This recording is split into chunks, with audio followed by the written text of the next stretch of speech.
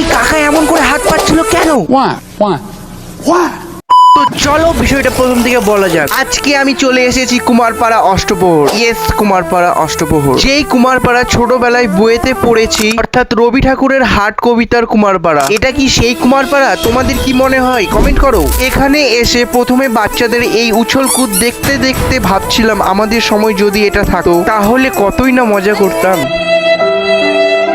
যাই হোক, তারপর এদিক ওদিক ঘুরোঘুরি করতে করতে চলে এলাম হরিনামের এখানে। কিছুক্ষণ এখানে থাকার পর চলে এলাম হরিবাসরের পশ্চিম সাইডে, অর্থাৎ যেখানে বিভিন্ন মুনিহারির দোকান ছিল। আর এখানে আমার চোখে পড়লো কাকা হাত পাতে কি চাইছে, আমি তো বুঝলাম না, তোমরাই কমেন্ট করো। তারপর দোকান থেকে একটা চিংগম নিয়ে প্রথমে ভাবলাম রজনীকান্ত স্টাইলে খাবো,